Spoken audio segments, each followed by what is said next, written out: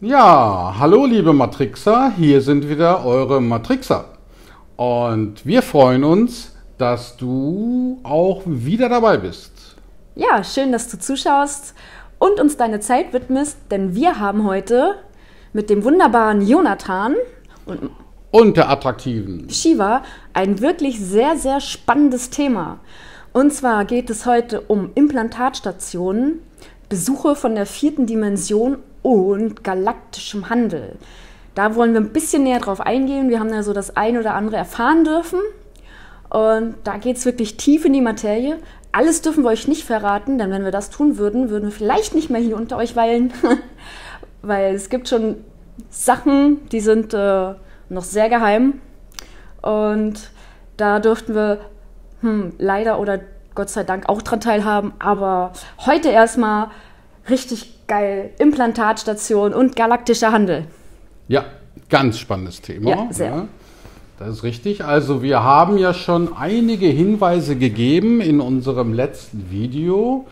Aliens im Schlafzimmer. Ne? Da haben wir ja schon einiges so angedeutet und heute wollen wir das Thema ein wenig vertiefen. Ein wenig. Ein wenig. Denn ihr wollt uns ja in Zukunft noch häufiger sehen. Ne? Ganz genau. Darum sind wir ganz brav. Naja, etwas brav. Etwas braver. Ja. Und ja. Genau, bevor wir starten, würde ich gerne mal von euch wissen, wir planen in Zukunft hin und wieder auch mal einen Live-Videostream zu machen. Wer hätte denn daran Interesse? Wer wäre mit dabei? Wer würde damit chatten? Wir würden eure Fragen beantworten.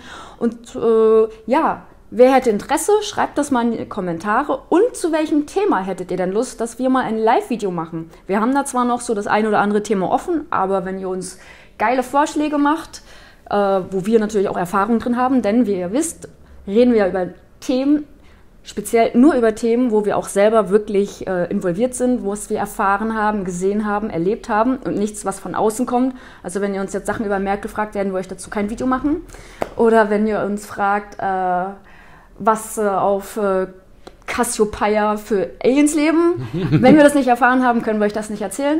Und deswegen, ihr kennt uns ja ein bisschen und wenn ihr da ein schönes Thema habt, ja, schreibt es in die Kommentare und dann machen wir vielleicht mal einen Livestream, wo wir euch gleich alles auch mit beantworten, wo eine Interaktion auch stattfindet. Ja, da hätten wir Spaß dran, würden wir gerne machen. Also. Und jetzt zu unserem Thema. Ja, weil ihr müsst ja bedenken, ne, dass wir uns nur darauf verlassen, was wir in außerkörperlichen Erfahrungen wahrgenommen haben, was wir in unseren Träumen wahrnehmen, was wir bei der Ausübung der Kunst der konstruktiven Dissoziation erleben und was wir in hypnagogen Zuständen für Informationen erhalten. Nur darauf verlassen wir uns. Wir verlassen uns nicht auf Fakten, ne, die außerhalb von uns an uns herangetragen werden. Egal wie toll die dokumentiert sind oder was es für Fotos gibt oder so, das ist aus unserer Sicht alles relativ zu sehen. Ne? Und aus dem Grund berufen wir uns nur auf eigene Erfahrungen und mehr können und wollen wir euch auch nicht mitteilen. Genau, auch wenn ihr uns dann alle für Spinner haltet. Anyway. Genau, anyway. Wir sagen euch, was unsere inneren Quellen für Informationen liefern und nicht das, was die äußeren Quellen da versuchen, an uns heranzutragen. Denn in der heutigen Zeit der Desinformation blickt sowieso niemand mehr durch. Eben. Was jetzt stimmt, was jetzt nicht stimmt und so weiter. Und da beteiligen wir uns eigentlich sehr ungern dran. Ne? Nö, machen wir fast kaum. Ja, machen wir fast kaum. Wir deuten vielleicht mal das ein oder andere an, was eben in Zeitungen oder im Internet für Nachrichten so verbreitet werden. aber mehr machen wir da auch nicht. Ja. Wir verlassen uns also nur auf unsere inneren Quellen, denn die sind aus unserer Sicht wesentlich verlässlicher. Aus unserer Sicht. Das müsst ihr nicht so sehen, ne? Aber die unter euch, die das verstehen können und die auch fühlen können, dass unsere inneren Quellen, die wir nutzen, weitaus authentischer sind als die Nachrichten da draußen. Ja, zum Thema. Ne? Yeah, Implantate und Implantatstationen. Ich weiß gar nicht, wo ich anfangen soll. Da sind so viele Infos, aber vielleicht willst du ja kurz mal mit deiner sehr coolen Erfahrung, die du erlebt hast. Ach nein, wollen wir nicht. Wir fangen von vorne an. Cut. Ja, Implantate und so. Vielleicht wolltest ja, wir wollen das ein bisschen strukturierter machen. Und Jonathan hat sich da schon eine Struktur überlegt. Und wie wir dann auf dieses Thema Implantatstation und galaktischer Handel zu sprechen kommen. Und ja. Ja, also es gibt ja immer mehrere Ebenen eines Ereignisses. Als Beispiel stellt euch das Internet vor. Mit Google, Facebook, Twitter und wie sie alle heißen. Ne? Ihr könnt also in Google auf jede Seite gehen, berlin.de, frankfurt.de, london.com, New York.com und all das. Das ist also die offizielle, oberflächliche Internetebene, auf der sich alle bewegen. Und die meisten wissen auch gar nicht, dass es noch eine zweite Ebene gibt im Internet. Eine, ja, verdeckte Ebene oder eine geheimere Ebene. Und diese Ebene setzt sich dann aus anderen Faktoren zusammen, beispielsweise das Darknet. Genau. Das Darknet ist also eigentlich ein eigenes Zwiebelnetzwerk im Internet, das kaum jemand kennt. Ne? Aber es gibt noch andere Ebenen. Es gibt ja auch Hackerebenen. Ja. Auf der Hackerebene ist es so, dass jeder Mensch, der sich mit dem Internet verbindet, dies möglich gemacht wird, aus technischer Hinsicht, über 65.000 Ports, die sich mit dem Internet verbinden können. Der Standard-Internet-Port ist Port 80. Aber es gibt auch viele andere Ports. Bei 65.000 könnt ihr euch vorstellen, wie viel es da gibt. Und diese Ports können offen oder geschlossen sein. Es gibt also Möglichkeiten in der verborgenen Internetebene nach Ports zu scannen. Und das machen gern die Hacker. Die Hacker scannen also nach Ports, um dann irgendwo einen Rechner sich auszusuchen, wo sie dann denken, ach guck mal, der sendet ja nicht nur auf Port 80, sondern auch auf Port 500 oder Port 3000. Das heißt, dass sein Computer in dieser Hinsicht geöffnet ist. Darum gibt es ja auch sogenannte Firewalls. Firewalls sorgen dafür, dass eben über diese Nebenports niemand so leicht reinkommt. Aber Firewalls funktionieren da auch nicht immer optimal. Und diese Internetebene, diese geheime Internetebene, die entgeht eigentlich fast jedem, weil man es nicht mitbekommt. Das fängt ja auch schon bei den Cookies an. Du besuchst irgendeine Webseite, da wird dann heimlich in Anführungsstrichen oder ohne dein großes Wissen ein Cookie auf deinem Rechner abgelegt, der eben der nächsten Webseite, die du besuchst, klar zeigt, welche Internetseiten du so in den letzten Tagen, Wochen, Monate besucht hast. Und wenn du so 100 Seiten in der letzten Woche besucht hast, hast du auch 100 Cookies auf deiner Festplatte, die eben der Nächste auslesen kann. Ja? Daher weiß ja auch Facebook immer, was es dir für Werbung anbieten soll. Die gucken nämlich einfach an deine Cookies und sehen, ach guck mal, der interessiert sich ja für Handys. Also schicken wir ihm mal ganz viel Werbung zum Thema Handy. Ja? Also da merkt man, es gibt zwei Ebenen des Internets, von denen wir eigentlich normalerweise nur eine Ebene bewusst mitbekommen. Und dieses gleiche Prinzip findet sich überall. Auch auf der geistigen Ebene, auf der wahrnehmungstechnischen Ebene.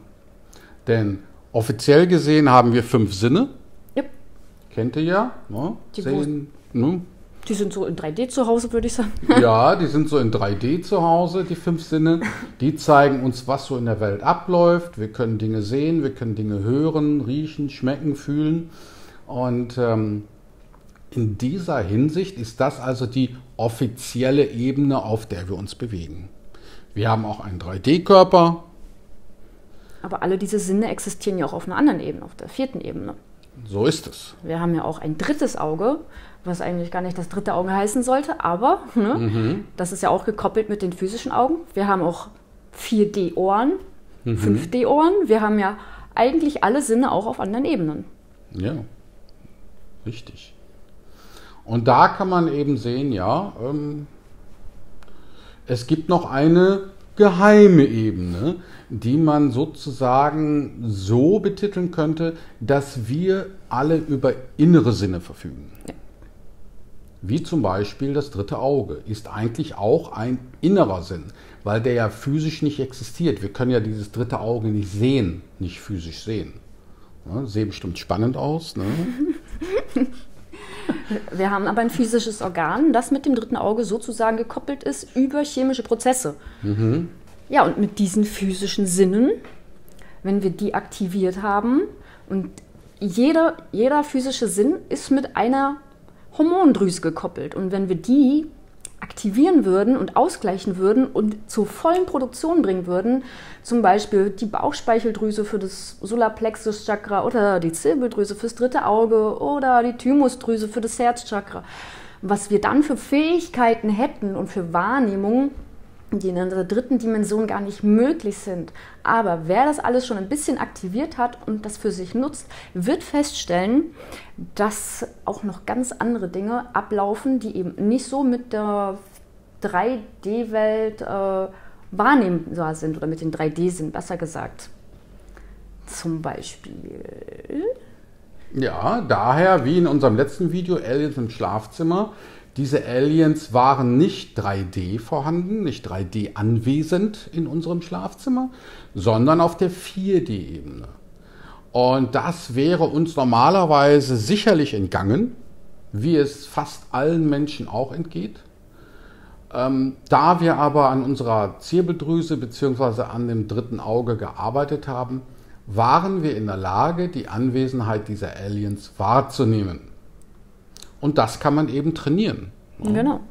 Durch Meditation, man kann das trainieren durch Ernährungsumstellung, man kann das auf vielerlei Arten trainieren. Das haben wir eingangs erklärt, mit welchen Fähigkeiten wir da arbeiten. Ja, und in dem letzten Video haben wir ja von den Implantaten gesprochen. Genau. Und der gute Jonathan hat eine ziemlich coole Erfahrung gemacht, auch bevor wir auf das ganze Thema zu sprechen kommen. Ich habe es glücklicherweise auch zum Teil gesehen, aber nur dadurch, dass er mir telepathische Bilder schickt, sonst hätte ich es nicht gesehen. Dadurch weiß ich, wie das ein bisschen... Er hat eine geile Astralreise gemacht. Und erzähl mal. Ja, also auf einer meiner außerkörperlichen Erfahrungen habe ich mich dann in den Orbit begeben, in den Erdorbit, und habe dort mehrere Raumschiffe gesehen. Ja. Und ich habe mir dann die Mühe gemacht, eins dieser Raumschiffe, die aus dem Raum kamen und Richtung Erde flogen, zu verfolgen. Und dieses Raumschiff landete halt in einem sehr abgelegenen, sehr felsenreichen und auch teilweise wüstenähnlichen Gebiet, wo man eigentlich nur auch über die Luft hinkommen kann. Das heißt, dorthin führen keine direkten Straßen. Das heißt, man könnte also nur unterirdisch in diesen Komplex gelangen oder aus der Luft heraus. Und dort landete dann das Raumschiff. Und dann habe ich natürlich die beobachtet, die Landung des Raumschiffs und dass da Menschen herauskamen, unter anderem. Ja, da waren auch einige dabei, die sahen jetzt nicht menschlich aus. Und die haben massenweise Kisten ausgeladen. Ja. Und da wirkte das für mich so, als würde da Handel betrieben werden. Ja. Also ganz offenbar werden da Kisten ausgetauscht, eingeflogen und auch Kisten ausgeflogen. Ich habe dann wieder zurück im Erdorbit dann ein Raumschiff verfolgt, das von der Erde aus gestartet war und sich in den offenen Raum bewegte. Und das Raumschiff habe ich dann verfolgt. Und dieses Raumschiff flog eine Weile und verschwand dann plötzlich.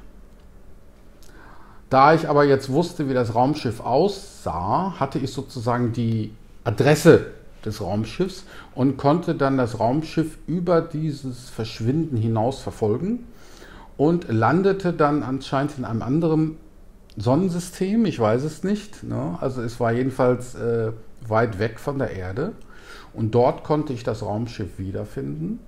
Und dieses Raumschiff landete dann auf einer Station. Es war eine richtige Raumstation. Ja. Und dort konnte ich dann beobachten, wie das Raumschiff da eben landete und auch wieder Kisten ausgepackt hat. Massenweise Kisten. Ja. Und da kam natürlich immer stärker die Bestätigung für mich durch, hier haben wir es mit Weltraumhandel zu tun. Interplanetarischen oder galaktischen Handel mit Gütern. Und interessant ist, dass Menschen daran beteiligt sind. Das heißt, was die uns hier vorschwindeln, ist alles, Menschen sind auf UFOs unterwegs, sind intergalaktisch unterwegs bereits, haben Handel in andere Welten und ja, genau. Erzähl mal weiter. Ja, korrekt. Du sagst es. Also da wird anscheinend Handel betrieben und das nicht erst seit gestern. Das sah mir schon alles sehr routiniert und professionell gestaltet aus. Daher gehe ich davon aus, das läuft schon seit vielen Jahren, dieser Handel, von dem die Menschen überhaupt nichts wissen. Also der Otto-Normalverbraucher, ne? Die wissen da überhaupt nichts von. Ne? Das würde auch für uns erklären, warum in der Presse darüber nicht viel steht. Ich meine, wie würden die Menschen denn reagieren? Ne?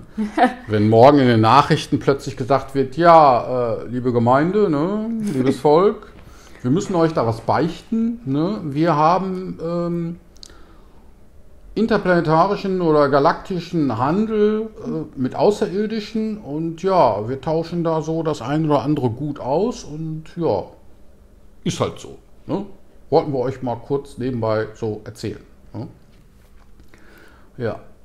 Darüber hinaus war ich dann noch in der Lage, mit meinem Astralkörper bzw. Mentalkörper noch weiter zu fliegen, noch weiter zu reisen und habe noch eine weitere Station entdeckt, eine weitere Raumstation, die auch sehr gut besucht war.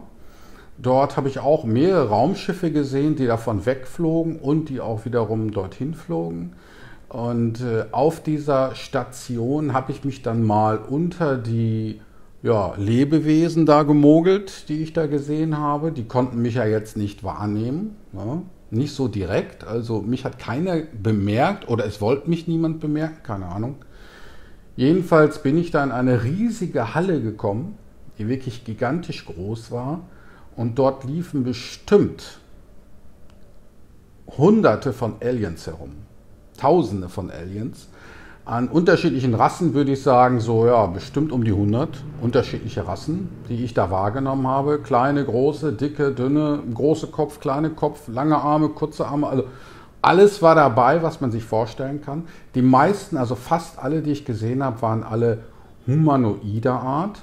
Das bedeutet, die hatten alle einen Kopf, die hatten alle Augen, die hatten alle einen Mund, die hatten alle Arme, Hände, Füße, ne, Beine. Und da habe ich eben gesehen, dass die da viel mit technologischem Kram handeln. Ja. Ein Alien habe ich gesehen, der hatte dann so einen Stab in der Hand, der war ungefähr so lang und vielleicht so dick.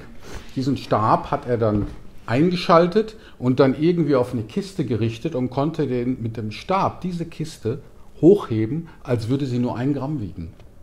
Ja. Und solche technischen Geräte werden da gehandelt. Viele Geräte auch, die so ein bisschen ähnlich aussehen wie Handys, habe ich da gesehen, aber die hatten wahrscheinlich viel, viel bessere Funktionen als unsere Handys, die wir haben. Ne? Wahrscheinlich eher vergleichbar mit einem Tricorder aus Star Trek.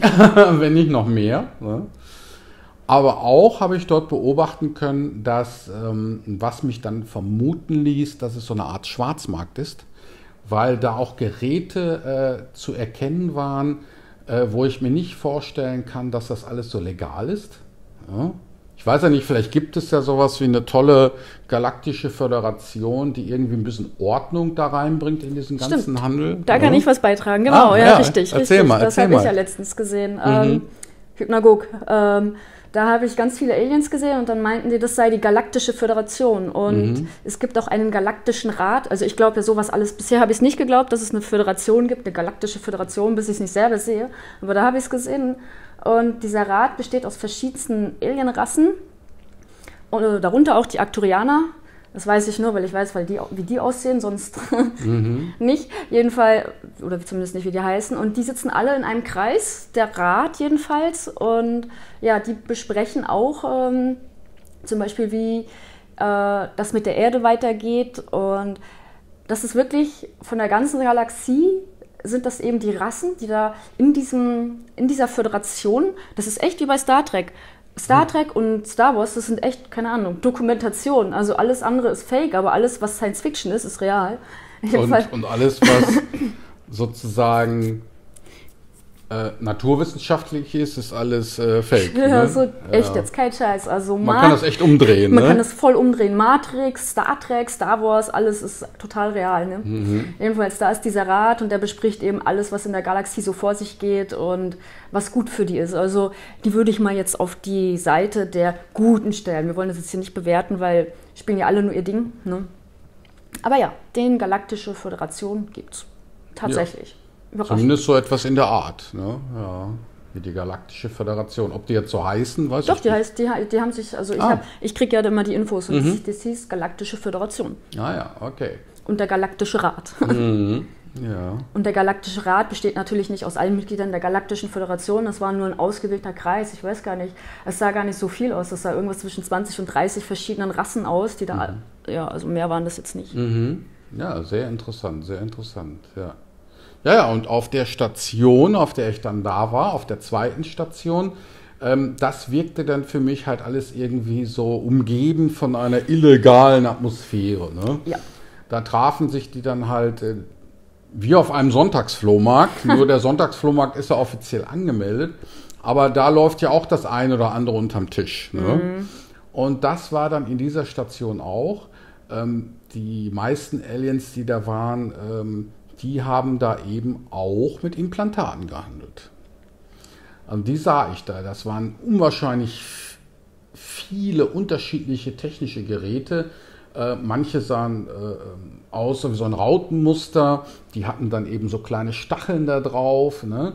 Sobald man die auf eine Oberfläche gelegt hat, haben die Stacheln sich dann eben mit der Oberfläche verbunden. Es gab dann auch so... Ja. Da möchte ich auch, ja. Ja, und dann gab es so rechteckige Implantate, die hatten so Klammern, ne, 6 Klammern, ne, hatten die. Und die Klammern waren auch so programmiert, wenn man die auf irgendeine Oberfläche legte, dann haben die Klammern eben sich mit der Oberfläche verbunden. Und das waren jetzt aber keine physischen Implantate. Nee, sondern die waren wirklich 4D-Implantate. Das bedeutet also, dass diese 4D-Ebene anscheinend die Operationsebene ist, auf der viele Aliens eben operieren. Ne? Und daher, wie in unserem Video beschrieben, Aliens im Schlafzimmer, da haben wir eben diese verdeckte, geheime Ebene eben wahrgenommen. Und da waren die ja auch bei uns zu Besuch und wollten dann eben das ein oder andere da wahrscheinlich bei uns checken oder implantieren oder sonst was. Ne? Also das kann ich bestätigen. Ne? Die Implantate sehen wirklich so aus. Ich mache ja halt auch Implantatentfernung. Und da sind wirklich diese Stacheln oder Klammern. Also ich habe ja schon die verrücktesten Implantate gesehen. Also viele Menschen haben ja echt jede Menge KI-Technologie in sich. Das auf 4D natürlich. Ne? Da hole ich manchmal Zeug raus, da denkst du so, wow, sowas glaubst du ja nicht, was da gibt so, gell? Aber ja, das mit den Stacheln habe ich auch sehr oft. Und die verbinden sich tatsächlich irgendwie mit den Energiekörpern und halten die dann sozusagen zusammen, sodass man sich nicht ausweiten kann, Bewusstsein nicht erweitern kann oder keine Ahnung was. Und ja, ich finde das schon sehr spannend. Und auch, ich war ja letztens auch im Weltall, aber jetzt halt nur, wie nennt man das, bewusstseinstechnisch, keine Ahnung, habe ich ja auch ganz viele Raumschiffe gesehen. Und dann war ich in einem anderen Moment auch im Weltall und habe gesehen, dass sie da ja so eine Art Scanner haben, die den Weltraum scannt. Und dann habe ich mich gefragt, durch den Scanner konnte ich die UFOs nicht sehen. Und der hat wirklich überall geschaut. Aber ich konnte mit dem Bewusstsein das andere Mal ja ganz viele UFOs sehen. Ich habe gesehen, super viele UFOs. Und jetzt habe ich mich dann ja auch gefragt, wie funktioniert das? Aber natürlich, die UFOs sind nicht physisch hier, die sind nicht auf 3D hier. Also es gibt natürlich auch UFOs, die sind 3D, aber es gibt auch sehr, sehr viele, die sind nur 4D hier. Also viele Alien-UFOs sind ja auf der 4. Dimension unterwegs und nutzen die Portale in der Sonne und so. Und deswegen können das auch wahrscheinlich nutzen sie auch Tarntechnologie, das wollen wir jetzt auch gar nicht abstreiten. Ganz bestimmt nutzen die Tarntechnologie, deswegen konnte der Scanner das wohl nicht sehen. Aber das sind eben diese verschiedenen Ebenen, ne? Also es ist schon mega krass. Also was da alles betrieben wird an Schwarzmarkt auch, was wir da so in Erfahrung bringen konnten. Also die handeln da mit Implantaten, da gibt es Versklavung und die handeln mit Planeten, die handeln mit Tausenden von Menschen oder anderen Wesen, die sie da einfach mal einsetzen, sozusagen als Währung. Da gibt es ja kein Geld. Das Einzige als Währung ist da ja Gold. Gold ist, glaube ich, intergalaktisch. Das gibt es überall. Aber ansonsten haben die da als intergalaktische Währung eher sowas wie Tauschgeschäfte. Tauschgeschäfte ist das einfach. Ne? Ja, es ist eigentlich, die benutzen da Planeten als Tauschgeschäft. Hier, gib mir diese Implantate, ich brauche für meine humanoide Rasse Amnesieimplantate, 1 Million Stück. Hier bitte kriegst du einen Planeten von mir oder so. Oder du kriegst hier diese humanoide Rasse auf Planet XY. Solche Sachen gehen da ab. Und das ist kein Scheiß. Also wenn ich da so unterwegs bin, dann sehe ich ja. Und ich habe auch gesehen, dass da ganz viel die Greys dabei sind, die so eine Scheiße machen.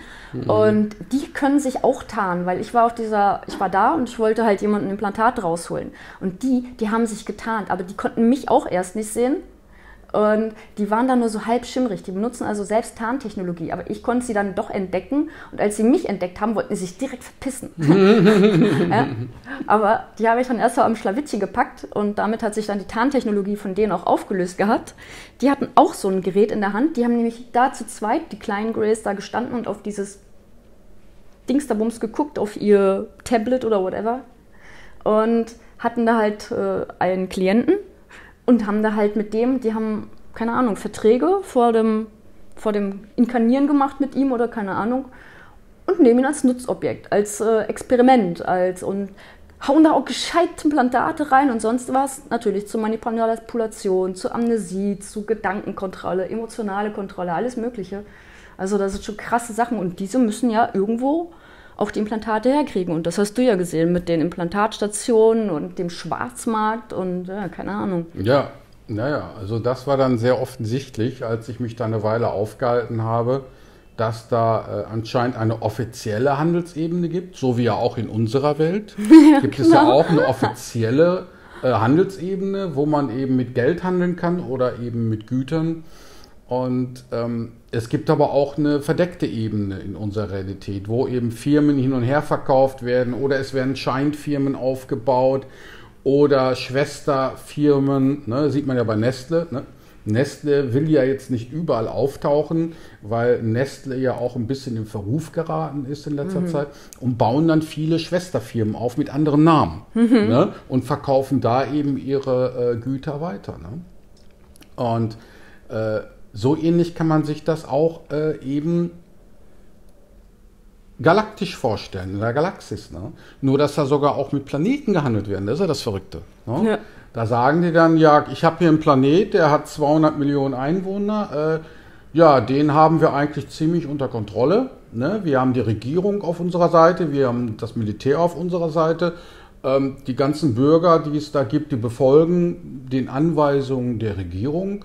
Und ich könnte dir diesen Planeten überlassen, wenn du mir dann vielleicht diesen Planeten überlässt. Ne? So handeln die da. Wir sind also nicht der einzige Matrix-Planet, wo wir uns befinden, sondern es gibt zigtausende. Und Sklavenhandel ist da auch ganz groß. Ich zum Beispiel hatte auch mal einen interdimensionalen Anteil, der verkauft wurde an ein Löwenwesen. Ja?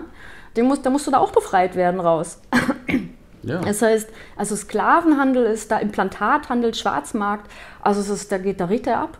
Also es ist schon echt heftig. Und galaktischer Handel mit wo Menschen beteiligt sind. Also das ist keine Illusion, das ist kein Scheiß. Also die Menschen handeln schon seit tausenden Jahren oder, naja, vielleicht tausend nicht, aber schon seit etlichen Jahren intergalaktisch. Die haben UFOs, die sind so weit wie, was wir hier präsentiert bekommen. Ja, das ist, unser iPhone 5 ist ja 8 oder was wir auch immer gerade haben. Ne? Ja, wir haben schon 11. Wir haben schon 11, ja. Genau. Aber in Wirklichkeit gibt es wahrscheinlich schon ein iPhone 3000 oder so.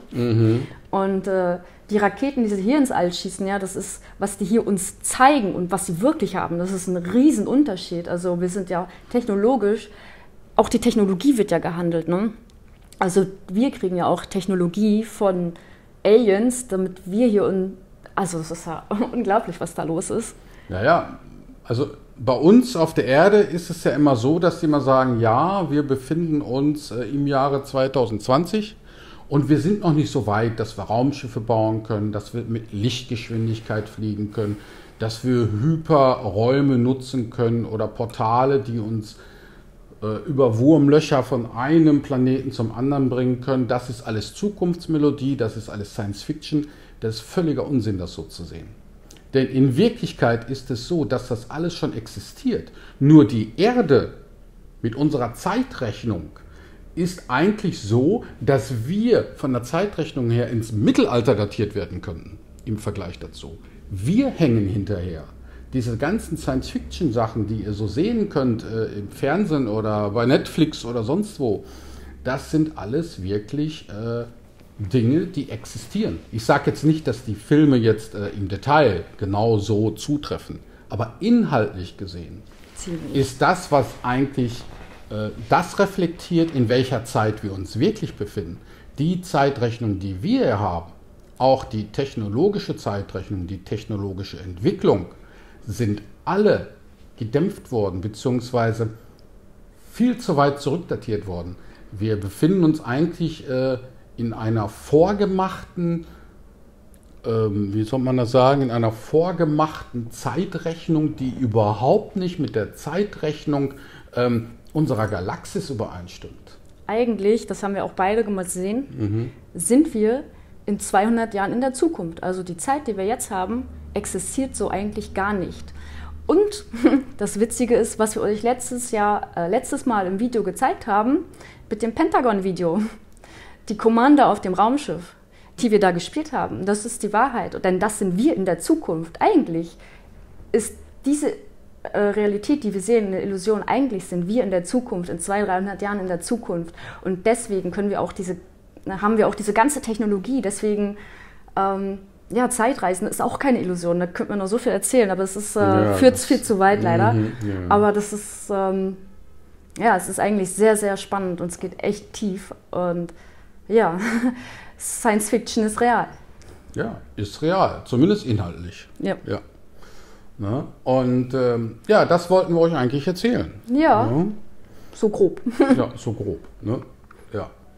Und denkt mal darüber nach. Ihr könnt ja gern unten in die Kommentare schreiben, was ihr davon haltet, wie ihr das seht, ob das so mit eurem Gefühl oder innerem Wissen irgendwie konform ist oder wie auch immer. Ne? Wir sind ja offen für all eure Ansichten, Meinungen, Intuitionen oder auch euer Wissen, das ihr vielleicht selber durch solche Erfahrungen erlangt habt.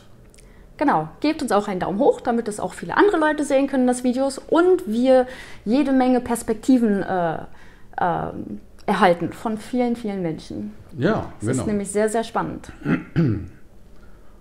Ja, wir danken euch für eure Zeit und dass ihr unser verrücktes Video angeschaut habt. Und ja, wir freuen uns auf das nächste Video. Und wie gesagt, schreibt auch in die Kommentare wegen dem Live-Video, ob ihr da Interesse dran habt und welches Thema.